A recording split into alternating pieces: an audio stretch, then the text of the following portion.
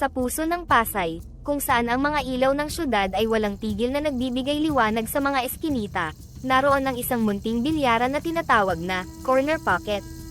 Dito, ang bawat sulok ay puno ng kwento ng pag-asa at pagkabigo. Sa lugar na ito, may isang batang lalaking madalas magtago sa anino ng mga mesa, si Onyok, isang 10 taong gulang na ulila na walang ibang tahanan kundi ang mga madilim na sulok ng bilyaran. Isang gabing malamig at tahimik, maliban sa tunog ng mga nagbabangga ang billiard balls, nilapitan si Onyok ng may-ari ng bilyaran na si Mang Danny. Si Mang Danny, na kilala sa kanyang malasakit sa mga batang palaboy, ay dala ang isang lumang tako at bola.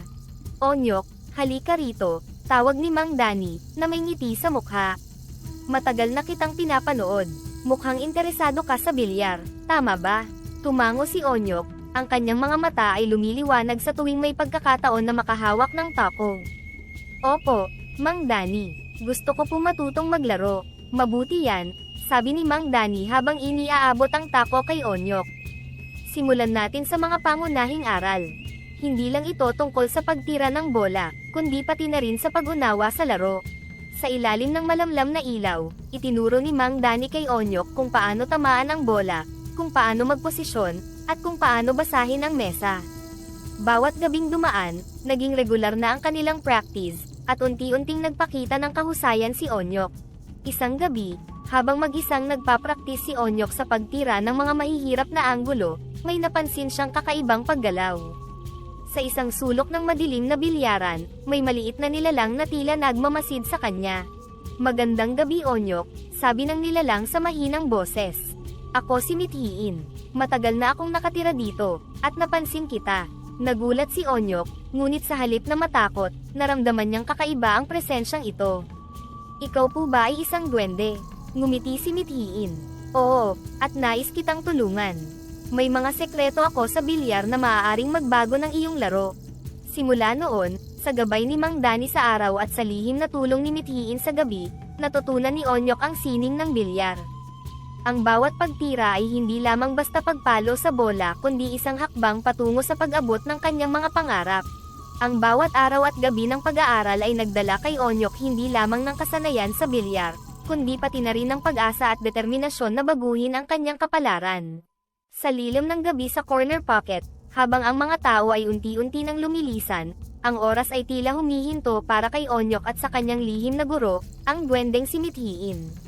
Sa isang sulok ng bilyaran, malapit sa pinakalumang mesa, nakaupo si Onyok sa isang upuang kahoy. Ang kanyang mga mata ay nakatuon kay Mithiin na masiglang nagpapaliwanag ng isang komplikadong diskarte sa paglalaro ng bilyar. Onyok, ang susi sa mahusay na paglalaro ng bilyar ay hindi lang nasa lakas ng pagtira, simula ni Mithiin, habang hinahawakan ng isang maliit na tako na akma sa kanyang sukat. Kailangan mong matutunan kung paano makipag-usap sa mga bola. Kailangan mong marinig ang kanilang landas. Nakikinig si Onyok ng mabuti, ang kanyang mga kamay ay mahigpit na nakakapit sa tako. Paano ko po maririnig ang landas ng mga bola, Mithiin? Ngumiti si Mithiin at tumango. Sa pamamagitan ng pag-intindi sa pisika ng laro. Halimbawa, kapag tinira mo ang bola, isipin mo kung saan eksaktong dapat ito tumama sa ibang bola para makuha ang gusto mong epekto. Sinubukan ni Onyok na gayahin ang sinabi ni Mithiin, pumosisyon siya at dahan-daang tinira ang bola. Hindi ito eksaktong tumama sa nais niyang punto, ngunit mas malapit ito kaysa sa kanyang mga naunang tira. Mukhang naintindihan mo, sabi ni Mithiin, habang pinapanood si Onyok. Ngayon, subukan mong isipin na may invisible na linya mula sa bola mo papunta sa target. Gamitin mo ang imahinasyon na ito para gabayan ang iyong mga tira. Habang paulit-ulit na nagpapraktis, ramdam ni Onyok ang paglago ng kanyang kumpiyansa. Mithiin, bakit po kayo magaling sa bilyar? Akala ko po ba, duwende kayo na dapat nagtatago ng kayamanan o nagbibigay ng swerte? Tumawa si Mithiin, ang kanyang mata ay kumikislap sa liwanag ng bumbilya. Onyok, maraming duwende ang may iba't ibang gawain. Ako, nahilig ako sa bilyar noong bata pa ako, bata sa panahon ng mga duwende ha. Natutunan ko itong laro mula sa pagmamasid sa mga tulad mong naghahangad matuto. At sa pagtuturo sa iyo, naipapasa ko ang aking kaalaman at natutulungan kang mabago ang iyong buhay. Napaisip si Onyok sa sinabi ni Mithiin. Hindi lamang pala sa bilyar may mahika si Mithiin, kundi pati na rin sa pagbibigay inspirasyon at pag-asa sa mga batang tulad niya. Isa pa, dagdag ni Mithiin, ang bilyar ay tulad din ng buhay Onyok. May mga tira na magiging perpekto, at may mga pagkakataon na mukhang wala ng pag-asa. Pero ang mahalaga, matuto ka mula sa bawat tira, mabuti man o masama. Sa bawat gabing lumipas, mas lalong tumindi ang dedikasyon ni Onyok sa pag-aaral ng bilyar.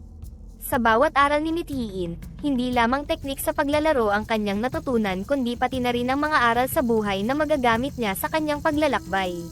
Ang dating pangarap na tila abot langit ay unti-unti nang nagiging abot kamay, salamat sa mahiwagang duwende na nagbigay sa kanya hindi lamang ng kaalaman kundi pati na rin ng bagong pananaw sa mundo.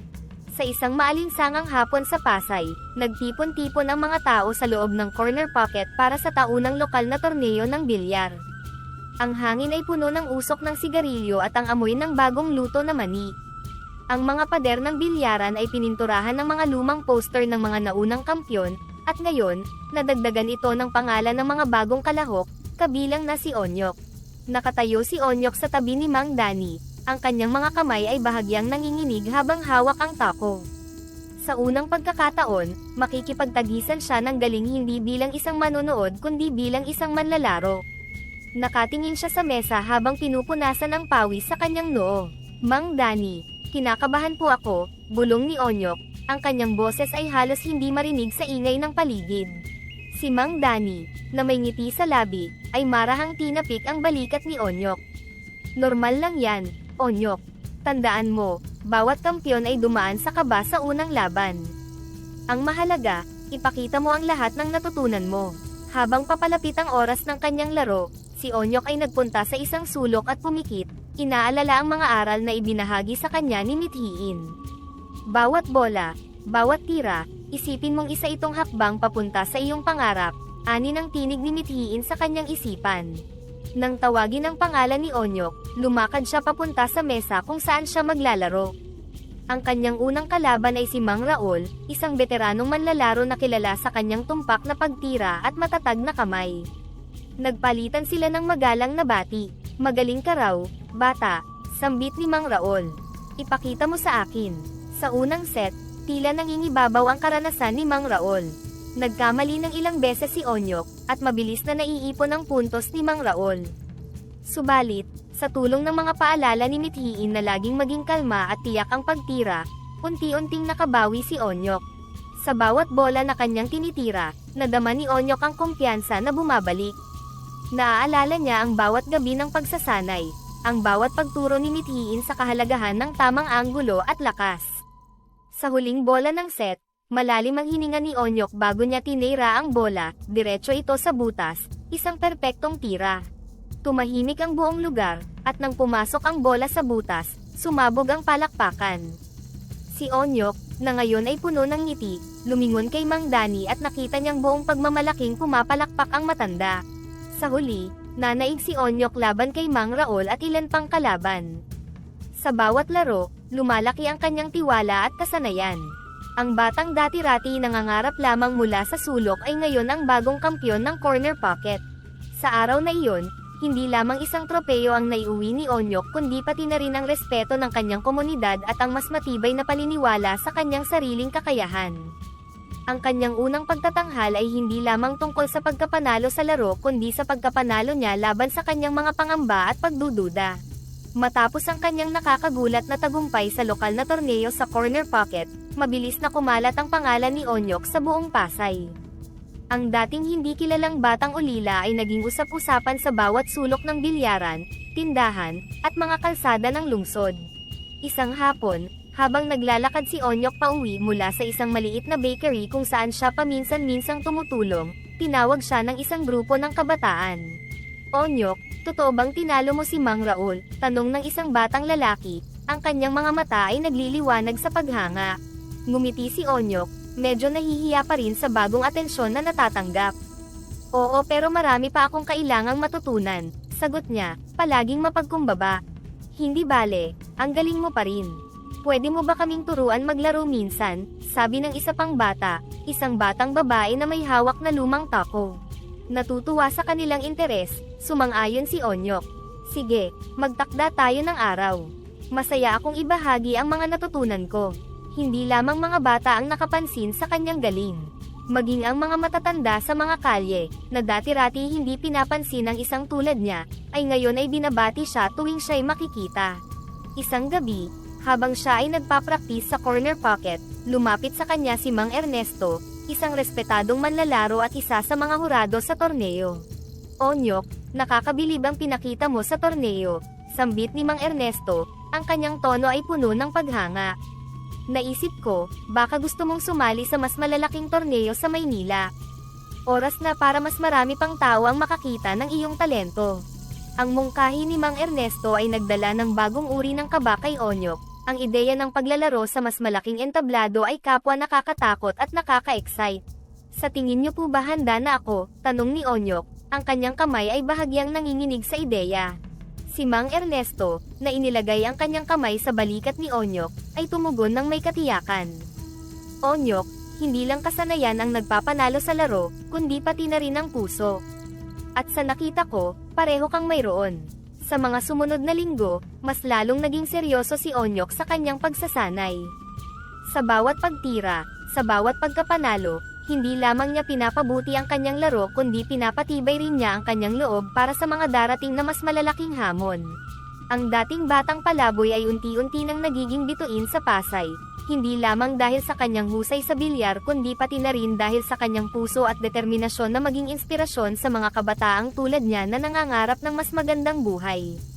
Ang mga pagkilala at papuri ay patuloy na dumating, ngunit nanatili ang kanyang paa sa lupa, palaging handang matuto at mag-improve pa.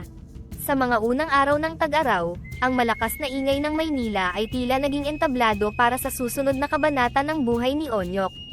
Pagkatapos ng kanyang sunod-sunod na tagumpay sa lokal na torneo sa Pasay, narating niya ang Maynila upang lumahok sa isang mas malaking paligsahan. Ang mga ilaw ng syudad at ang hindi mabilang na mga mukha ay parehong nagdulot ng pangamba at pagka-excite sa kanyang puso. Sa malaking hall ng torneo, kung saan ang bawat mesa ay pinapalibutan ng mga manonood, nakatagpo si Onyok ng bagong uri ng pressure. Dito, hindi lamang ang kanyang mga kakayahan ang susubukin kundi pati na rin ang kanyang katatagan. Bago ang kanyang unang laban, si Onyok ay kinausap ni Mang Danny, na sinamahan siya sa Maynila bilang kanyang coach at taga-suporta. Onyok, alam kong bago sa iyo ang lahat ng ito, sabi ni Mang Danny. Ang kanyang mga mata ay maingat na sinusuri ang reaksyon ni Onyok. Pero tandaan mo, hindi mo lang daladala ang sarili mong pangarap, dala mo rin ang pangarap ng buong Pasay. Nakaramdam si Onyok ng bigat sa kanyang dibdib. Mang Danny, paano po kung hindi ko kayanin? Paano kung magkamali ako sa harap ng napakaraming tao? Hindi ang pagkakamali ang magtatakda ng iyong halaga, Onyok, mahina ang tugon ni Mang Danny. Ang mahalaga ay kung paano ka babangon pagkatapos. Lahat tayo ay natututo sa pagkakamali. Sa pag-umpisa ng laban, unti-unting nadama ni Onyok ang tensyon. Ang kanyang unang kalaban ay si Lester, isang bihasang manlalaro mula sa Davao na kilala sa kanyang mabilis at agresibong estilo ng paglalaro. Sa unang set pa lamang, nagkaroon ng malinaw na kalamangan si Lester. Habang tumatagal ang laro, unti-unting nagsimulang magkamali si Onyok. Mga simpleng tira na kanyang madalas nagagawa ng walang kahirap-hirap sa Pasay ay bigla niyang napalampas. Sa bawat pagkakamali, ramdam niya ang pagtaas ng pagdududa sa kanyang sarili. Pagkatapos ng laban, na natapos sa isang malinaw na pagkatalo para kay Onyok, tahimik siyang umupo sa isang sulok, tinitingnan ang kanyang mga kamay na nanginginig pa rin sa kaba. Onyok, mahirap talaga ang unang pagsubok sa malaking entablado, sabi ni Mithiin, na lumitaw mula sa anino upang bigyan siya ng suporta. Pero ito ang magpapatatag sa'yo. Huwag kang mawalan ng loob. Pero Mithiin, parang napakarami pa ng kailangan kong matutunan, malungkot na sagot ni Onyok. Pakiramdam ko hindi ako sapat. Ang bawat magaling na manlalaro ay dumaan sa kung nasaan ka ngayon, tugon ni Mithiin. Ang mahalaga ay hindi mo ito ikukumpara sa iba, kundi sa iyong sarili mismo kung paano ka kahapon. Bumangon ka, Onyok, ipagpatuloy mo ang laban. Sa gabing iyon, bagaman na puno ng pagdududa, unti-unting nakita ni Onyok ang kahalagahan ng mga salitang iyon. Ang pagkatalo ay bahagi sa buhay. Ang tunay na laban ay hindi lamang sa mesa ng bilyar, kundi sa kanyang puso, ang laban para maniwala sa kanyang sarili sa kabila ng mga pagkabigo. Pagkatapos ng masakit na pagkatalo ni Onyok sa Maynila, bumalik siya sa Pasay na may bigat sa kanyang puso. Ang mga sumunod na araw ay puno ng pagmumuni-muni at pag-iisa, habang siya ay nagtatago sa likod ng mga anino ng corner pocket, malayo sa mga mata ng mga taong minsan ay humanga sa kanya. Isang gabi, habang si Onyok ay nag-iisa sa bilyaran, malalim ang iniisip at malungkot na nakatingin sa walang laman na mesa, lumitaw si Mithiin mula sa isang sulok, dala ang isang lumang kahon na yari sa kahoy. Onyok, may dala akong regalo para sa'yo, sabi ni Mithiin, ang kanyang boses ay puno ng pag-asa at misteryo. Nagtaas ng tingin si Onyok, ang kanyang mga mata ay nagpapakita ng kaunting kuryosidad. Ano yan, Mithiin? Binuksan ni Mithiin ang kahon at dahan-daang inilabas ang isang tako na may kakaibang disenyo. Ang tako ay yari sa kahoy na may ukit na mga simbolo at may hawakan na balot ng itim na katad na tila kumikinang sa ilalim ng ilaw ng bilyaran. Ito ang mahiwagang tako, Onyok. Gawa ito mula sa puno ng balete, pinagpala ng mga sinaunang mahika ng mga duwende, paliwanag ni Mithiin, habang maingat na iniaabot ito kay Onyok. Hinawakan ni Onyok ang tako, at agad niyang nadama ang isang kakaibang init at lakas mula rito. Mithiin, ito ba talaga ang makakatulong sa akin? Oo, Onyok, ngunit tandaan mo, ang mahika ay nasa loob mo rin. Ang tako na ito ay simbolo lamang ng iyong sariling lakas at determinasyon. Ito ay paalala na sa bawat pagsubok, may kapangyarihan kang bumangon at lumaban muli, tugon ni Mithiin, ang kanyang mga mata ay seryoso ngunit puno ng pagmamahal. Sa mga sumunod na gabi, ginamit ni Onyok ang mahiwagang tako sa kanyang pagpapraktis. Sa bawat tira, nadama niya ang unti-unting pagbabalik ng kanyang kumpiyansa. Ang bawat bola na kanyang tinamaan ay tila nagpapalakas sa kanya, hindi lamang bilang isang manlalaro kundi bilang isang tao. Onyok, mahalaga ang magtiwala sa sarili, sabi ni Mithiin habang pinapanood si Onyok na nagpapraktis. Huwag kang matakot sa pagkatalo. Ang bawat pagkatalo ay may aral na dala, at bawat aral ay hakbang patungo sa tagumpay. Habang lumilipas ang araw, lalo pang gumaling si Onyok. Ang takot at pagdududa na dati nararamdaman niya ay unti-unting napapalitan ng tiwala at determinasyon. Alam mo Mithiin, simula nang gamitin ko itong mahiwagang tako, pakiramdam ko bumabalik na ang galing ko. Pero ngayon, mas malinaw na sa akin na hindi lang pala sa tako ang mahika, kundi nasa pagsisikap at paniniwala sa sarili. Pag-amin ni Onyok, ngayon ay may ngiti na sa kanyang mukha. Tamang-tama, Onyok, sagot ni Mithiin na may ngiting tagumpay. Ang tunay na mahika ay nasa loob mo na talaga. Ang tako at ang kanyang mahika ay mga gabay lamang, pero ang bawat tira at tagumpay ay dahil sa iyong pagsisikap at puso. Sa bawat araw na lumipas, mas lalo pang tumibay ang loob ni Onyok. Handa na siyang harapin muli ang mundo, hindi lamang bilang isang manlalaro ng bilyar kundi bilang isang taong may bagong natutunan sa buhay, ang kahalagahan ng pagbangon mula sa pagkakadapa. Pagkalipas ng ilang buwan ng walang humpay na pagsasanay at pagpapalakas ng loob, muling bumalik si Onyok sa Maynila upang lumahok sa isa pang malaking torneo. Ang dating takot at pangamba na naramdaman niya noong una niyang pagtuntong sa entabladong ito ay napalitan na ng determinasyon at tiwala sa sarili. Sa umaga ng torneo, habang naglalakad sila ni Mang Danny patungo sa venue, ramdam ni Onyok ang bigat ng mga titig ng ibang manlalaro at manunood. Ngunit sa pagkakataong ito, hindi siya umiwas. Tumugon siya sa mga sulyap na may ngiting mayroong kumpiyansa. Onyok, alam kong handa ka na, sabi ni Mang Danny. Ang kanyang tinig ay puno ng suporta at pagmamalaki. Ano man ang mangyari ngayon, tandaan mo na ang pagbabalik mo dito ay simbolo na ng iyong tagumpay. Nang tawagin ang pangalan ni Onyok para sa unang laro, naglakad siya papunta sa mesa na may panibagong aura, ang aura ng isang manlalaro na hindi na pinangungunahan ng takot. Sa kanyang mga mata, makikita ang pagnanais na ipakita ang lahat ng kanyang natutunan mula sa mga nakaraang pagsubok. Ang kanyang unang kalaban ay walang iba kundi si Lester, ang parehong manlalaro na tinalo siya sa kanyang unang malaking laban. Habang naghahanda sila sa pagtutunggali, lumapit si Lester at nag-offer ng kamay. Nagbalik ka pala Onyok, handa ka na ba para sa rematch? Tanong ni Lester, ang kanyang ngiti ay may halo ng hamon at respeto. Handa na, simpleng sagot ni Onyok, habang mahigpit ang kapit sa kanyang tako. Sa buong laro, ipinamalas ni Onyok ang isang bagong lebel ng kasanayan. Ang bawat tira ay sinukat niya ng mabuti, gamit ang mga aral mula kay mithiin at ang suporta ng mahiwagang tako na bigay nito. Ang kanyang focus ay di matitinag, at sa bawat matagumpay na tira, naroon ang tahimik na pagdiriwang sa kanyang isip. Sa dulo ng match, sa isang kritikal na tira na maaaring magpasya ng panalo, huminga ng malalim si Onyok. Sa sandaling iyon, tila tumigil ang ingay ng paligid.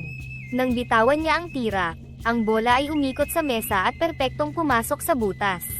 Tumayo ang lahat sa paligid, pinalakpakan ang bago at pinahusay na Onyok. Lumapit si Lester, makikita ang isang ngiti ng paghanga sa kanyang mukha. Magaling Onyok, ibang-iba ka na ngayon. Pagkatapos ng laro, habang nagliligpit si Onyok ng kanyang gamit, lumapit si mithiin, ang kanyang mga mata ay kumikislap sa tuwa. Nakita mo, ang lahat ng iyong pinagdaanan, ang pagkatalo, ang mga pagdududa, ay humubog sa iyo upang maging mas matatag. Oo mithiin, tugon ni Onyok, ang kanyang mukha ay sumasalamin sa isang malalim na pasasalamat. Salamat sa iyo, sa mga aral mo, at sa mahiwagang tako na ito. Habang lumalabas sila ng venue, si Onyok ay hindi lamang isang manlalaro na nagbalik para makabawi sa kanyang pagkatalo, siya ay isang simbolo ng lakas at pag-asa na nagbibigay inspirasyon sa lahat na anuman ang mangyari, may kapangyarihan silang bumangon at lumaban muli. Ang kanyang pagkapanalo ay hindi lamang sa scoreboard, kundi sa bawat puso na kanyang naantig. Matapos ang ilang taon ng paghahari sa mga lokal na torneo sa Pilipinas, si Onyok ay kinilala bilang isa sa mga pinakamahusay na manlalaro ng bilyar sa bansa. Ngunit ang kanyang mga pangarap ay hindi nagtapos doon. Ang kanyang susunod na layunin ay ang makipagtagisan ng husay sa mas malalaking entablado sa labas ng Pilipinas. Isang gabi, habang naghahanda para sa isang malaking international tournament, si Onyok ay nakaupo sa corner pocket, nag-iisa at nagmumuni-muni. Lumapit si Mang Danny, dala ang 2 tasa ng mainit na kape. Onyok, malayo na ang narating mo, simula ni Mang Danny, habang iniaabot ang isang tasa kay Onyok. Ano ang nararamdaman mo sa iyong unang laban sa ibang bansa? Hindi ko maipaliwanag Mang Danny. Parang kahapon lang, nangangarap lang ako na manalo sa lokal na torneo. Ngayon, tatahakin ko na ang mundo, sagot ni Onyok, ang kanyang mga mata ay parehong may kaba at pagkasabik. Tandaan mo Onyok, dala mo ang pangalan ng ating bayan.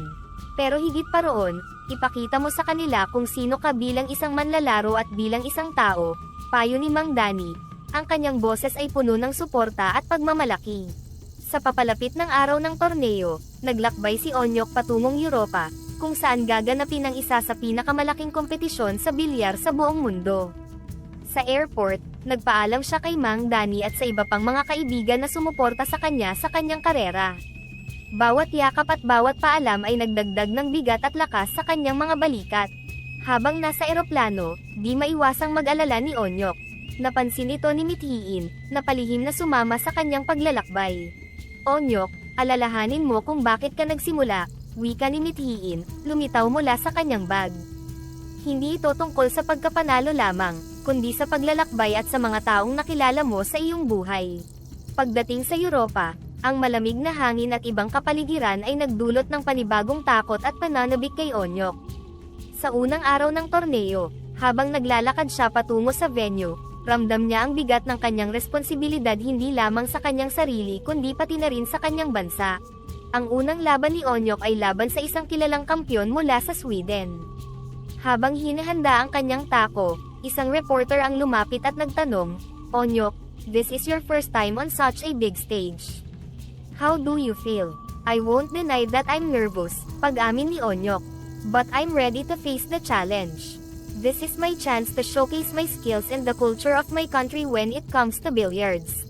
Sa bawat tira, sa bawat pagkapanalo, unti-unting nagbago ang nararamdaman ni Onyok. Ang bawat bola na kanyang tinitira ay hindi lamang para sa kanyang personal na tagumpay, kundi para sa karangalan ng kanyang bansa. Sa pagtatapos ng torneo, bagamat hindi niya naiuwi ang pangunahing tropeo, nakamit ni Onyok ang respeto at paghanga mula sa mga manlalaro at manonood mula sa iba't ibang bahagi ng mundo. Ang kanyang karanasan sa internasyonal na entablado ay hindi lamang nagpatibay ng kanyang kasanayan sa bilyar, kundi nagbigay rin sa kanya ng bagong pananaw sa buhay, na ang tunay na tagumpay ay nasa pagharap sa mga hamon na may tapang at integridad. Matapos ang matagumpay na pagpapakita ng kanyang talento sa Europa, patuloy na naglakbay si Onyok sa iba't ibang bahagi ng mundo, lumahok sa maraming international tournament. Bawat pagkakataon ay isang hakbang patungo sa kanyang layunin, ang makamit ang kanyang unang pandaigdigang tagumpay. Isang araw, sa isa sa mga pinakaprestihiyosong torneo sa Las Vegas, kung saan nagtipon ang mga pinakamahusay na manlalaro mula sa iba't ibang kontinente, naramdaman ni Onyok na ito na ang kanyang oras. Nasa kanya na ang karanasan, ang kumpiyansa, at ang puso upang manalo. Bago ang torneo, sa kanyang hotel room, si Onyok ay kausap si Mang Danny sa telepono. "Mang Danny, ito na yata ang pinakamalaking laban ng buhay ko. Ramdam ko na handa na ako," sabi ni Onyok, ang kanyang tinig ay puno ng determinasyon. "Alam ko yan, Onyok. Maniwala ka lang sa sarili mo tulad ng pagtitiwala namin sa'yo. Buong Pasay, buong Pilipinas, sumusuporta sa'yo," tugon ni Mang Danny. Ang kanyang boses ay puno ng suporta at pagmamalaki. Pagpasok ni Onyok sa bulwagan ng torneo, napansin niya ang malaking bilang ng mga tao. Ang bawat upuan ay may tao, at ang bawat mata ay nakatuon sa mga mesa kung saan magaganap ang mga laban. Sa sandaling iyon, isang pamilyar na hitsura ang lumapit sa kanya, si Lester, ang kanyang matagal ng karibal at kaibigan. "Onyok, magandang makita kang muli sa entablado na ito," bati ni Lester, na may ngiti ng paghanga. "Mukhang handang-handa ka na." "Oo, Lester. Salamat. Magiging magandang laban ito para sa ating lahat," sagot ni Onyok, na nagpapasalamat sa magandang sportsmanship ng kanyang kaibigan. Habang nag-uumpisa ang torneo, unti-unting nagpakita si Onyok ng di matatawarang husay. Sa bawat round, ang kanyang mga tira ay kalkulado at tumpak. Ang kanyang focus ay hindi matinag, kahit sa harap ng matinding pressure. Sa final round, nakatagpo si Onyok ng isa pang mahusay na manlalaro mula sa Brazil. Ang laro ay puno ng tensyon, bawat tira ay mahalaga, bawat galaw ay kritikal. Nang oras na para sa huling tira, kung saan maaari na niyang siguruhin ang tagumpay, huminga si Onyok ng malalim, naalala ang lahat ng kanyang pinagdaanan, ang pagkatalo, ang mga aral, at ang suporta ng kanyang mga mahal sa buhay. Tumahimik ang bulwagan nang ilagay ni Onyok ang kanyang tako sa bola. Sa sandaling iyon, isang malalim na katahimikan ang naramdaman niya. Nang bitawan niya ang tira, ang bola ay tumama sa target ng walang alinlangan, at ito ay perpekto. Ang bulwagan ay sumabog sa palakpakan.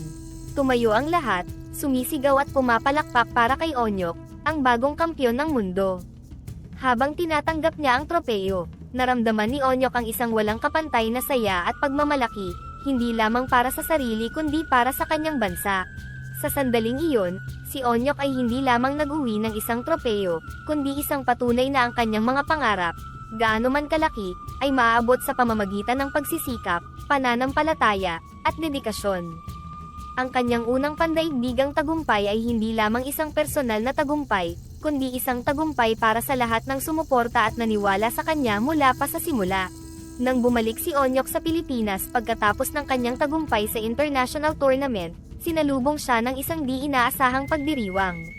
Sa paglapag ng eroplano sa NAIA, isang malakas na palakpakan ang bumulaga sa kanya mula sa isang malaking grupo ng mga tao, mga kaibigan mula sa corner pocket, mga tagahanga, at mga opisyal ng gobyerno, na lahat ay dumating para batiin ang bagong kampyon ng mundo. Habang naglalakad si Onyok sa arrival area, ang kanyang puso ay puno ng kaba at excitement. Hindi niya inakala na magiging ganito kalaki ang pagtanggap sa kanya.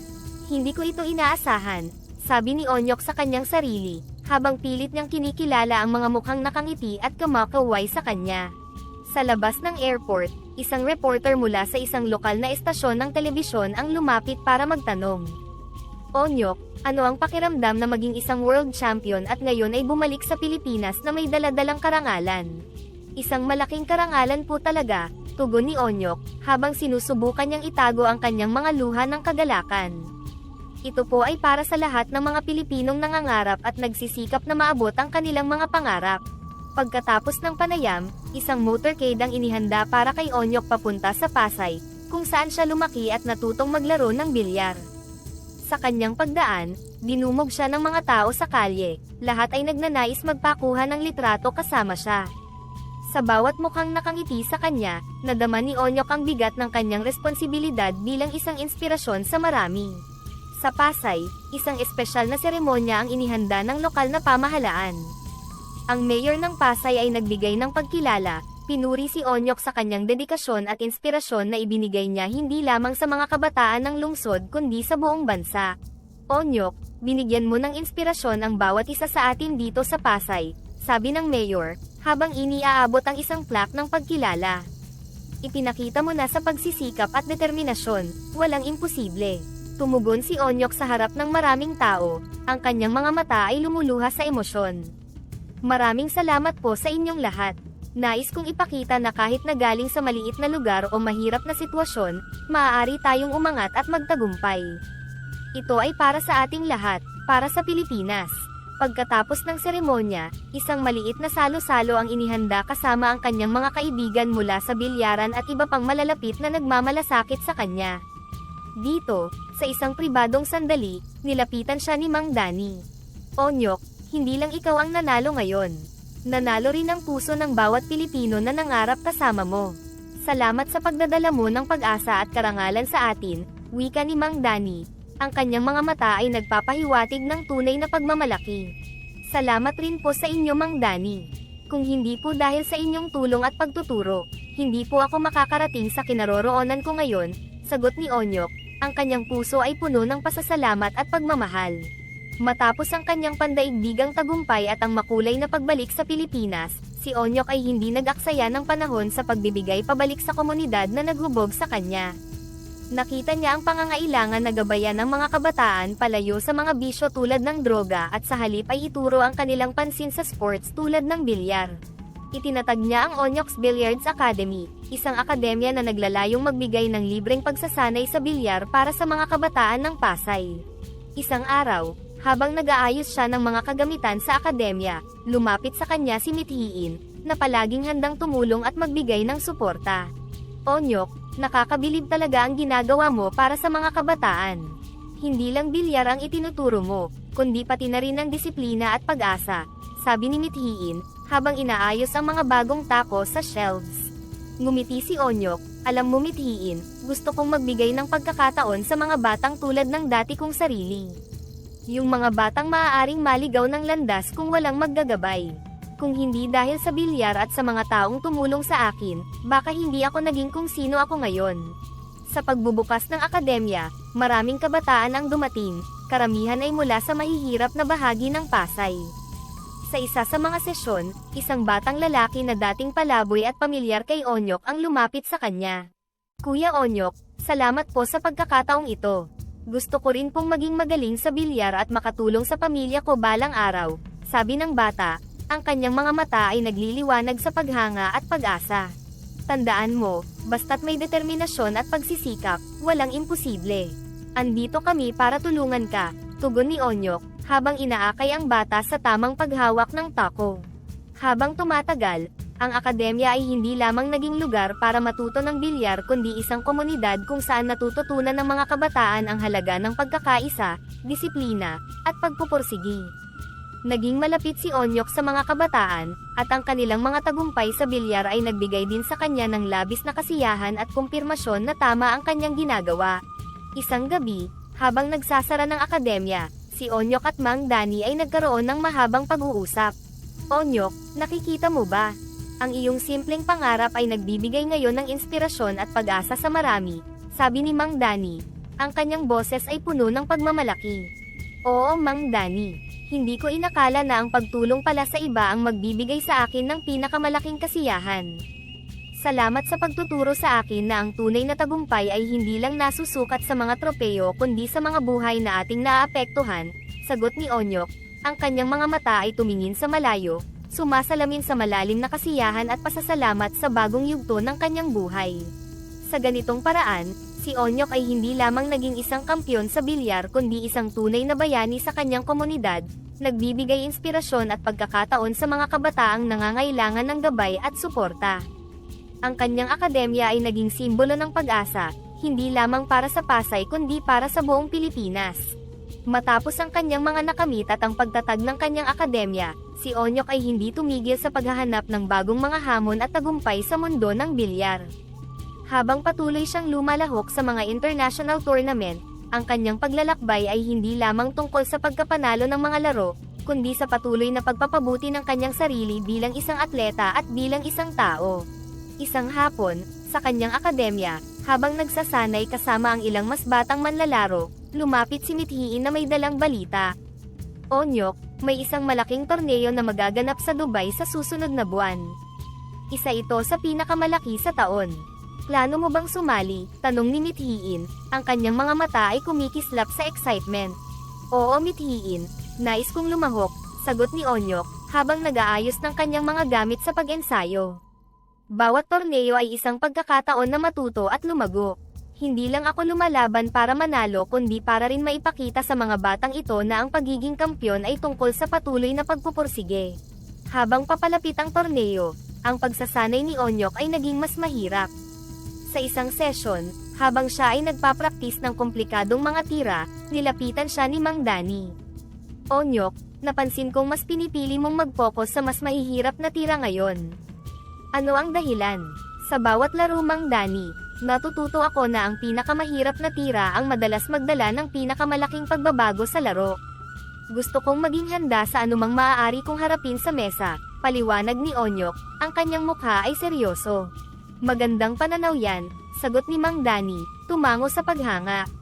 Ipinapakita nito na hindi ka lamang naglalaro para sa sarili, kundi binibigyan mo rin ng inspirasyon ang mga kabataang ito na ituloy ang kanilang mga pangarap, gaano man kahirap. Sa araw ng torneo sa Dubai, si Onyok ay kalmado ngunit mayroong determinasyon. Ang kanyang mga unang laro ay nagpakita ng kanyang kahandaan at kasanayan, ngunit ang tunay na pagsubok ay sa finals, kung saan nakatagpo niya ang reigning champion mula sa Germany. Bago ang final match, habang nagpapahinga sa locker room, nag-isip si Onyok. Sa kanyang isipan, hindi lamang ang tropeyo ang kanyang layunin kundi ang pagpapakita ng kanyang paglago bilang manlalaro. Onyok, handa ka na ba? Tanong ni Mithiin, lumilitaw mula sa kanyang bag. Handa na ako Mithiin. Handa nang harapin kahit sino, at ipakita na ang tunay na kampyon ay hindi sumusuko, sagot ni Onyok, ang kanyang tinig ay may tiwala. Sa final match, ipinakita ni Onyok ang kanyang natatanging kasanayan at estratehiya. Ang bawat tira ay resulta ng taon-taong pagsasanay at karanasan. Nang maipasok niya ang huling bola, ang bulwagan ay sumabog sa palakpakan. Pagbalik sa Pilipinas, dala ni Onyok hindi lamang ang tropeyo kundi pati na rin ang karagdagang respeto at paghanga mula sa buong mundo ng bilyar. Siya ay hindi lamang isang kampyon sa laro kundi isang huwaran ng katatagan, pagpupursige, at walang sawang paghahanap ng bagong mga tagumpay. Ang kanyang diwa bilang isang kampyon ay patuloy na nagbibigay inspirasyon sa lahat, lalo na sa mga kabataan ng kanyang akademya, na nagsisikap na sundan ang kanyang mga yapak. Sa malawak at tahimik na bakuran ng kanyang bahay sa Tagaytay, kung saan tanaw ang bulubunduking tanawin, si Onyok at Mithiin ay nakaupo sa veranda, kapwa nagmumuni-muni sa maraming taong lumipas at sa mga tagumpay na kanilang nakamit. Onyok, may sasabihin ako sa iyo tungkol sa mahiwagang tako na ibinigay ko noon, bungad ni Mithiin, ang kanyang mukha ay seryoso ngunit may halong pag-aalala. Napatingin si Onyok kay Mithiin, may isang bahid ng kuryosidad sa kanyang mukha. Ano yun, Mithiin? Ang tako na yun, walang totoong mahika. Binigay ko lang yun sa'yo para mabawi mo ang iyong kumpiyansa noong panahong pinanghihinaan ka ng loob. Pag-amin ni Mithiin, ang kanyang mga matay diretso sa mga mata ni Onyok. Natigilan si Onyok, hindi dahil sa galit o pagkadismaya, kundi dahil sa isang malalim na pag-unawa. Ngumiti siya, isang ngiting puno ng pasasalamat at pagmamahal. Alam mo Mithiin, hindi na yun mahalaga. Ang mahalaga, naniwala ako sa sarili ko dahil sa ipinakita mo sa akin na paniniwala. Ang tako, may mahika man ito o wala, ay nagsilbing paalala na kaya kong gawin ang lahat basta't may determinasyon at pagsisikap. Si Mithiin, nakahinga ng maluwag sa narinig, tumango. Onyok, ang totoo, ikaw ang nagbigay inspirasyon sa akin. Ang iyong katatagan, ang iyong pagpupursige, at ang iyong talento, iyon ang tunay na mahika. Habang lumulubog ang araw, nagpatuloy ang kanilang pag-uusap, mas malalim at mas makabuluhan. Pinag-usapan nila ang mga pagsubok na kanilang napagdaanan, ang mga tagumpay na kanilang nakamit, at ang mga aral na kanilang natutunan sa bawat yugto ng kanilang paglalakbay. Alam mo mithiin, maraming salamat sa lahat. Hindi lang sa tako, kundi sa pagiging kaibigan ko, sa pagiging gabay ko. Hindi ko mararating ang aking kinaroroonan ngayon kung wala ka, sabi ni Onyok, ang kanyang boses ay puno ng emosyon. Onyok, ikaw ang isa sa mga pinakamahusay na kaibigan ko, tugon ni Mithiin. At higit sa lahat, ipinagmamalaki ko ang bawat hakbang na iyong ginawa, hindi lang bilang isang manlalaro ng bilyar kundi bilang isang mabuting tao. Nang lumubog ang araw at magpaalam na rin sila sa isa't isa para sa gabi, pareho silang may ngiti sa kanilang mukha, ang ngiti ng dalawang nilalang na hindi lamang nagtagumpay sa larangan ng esport kundi sa mas malaking laro ng buhay. Ang kanilang pagkakaibigan, mas matibay kaysa anumang mahiwagang mahika, ay ang tunay na puhunan sa kanilang walang katapusang pakikipagsapalaran. Ang huling sargo ni Onyok, kung ito man ang maituturing, ay hindi lamang isang tira sa bola ng bilyar kundi isang tira sa puso ng bawat taong naging bahagi ng kanyang buhay, isang patunay na ang tunay na kampiyon ay hindi lang sa laro ng bilyar nagwawagi, kundi sa laro ng buhay.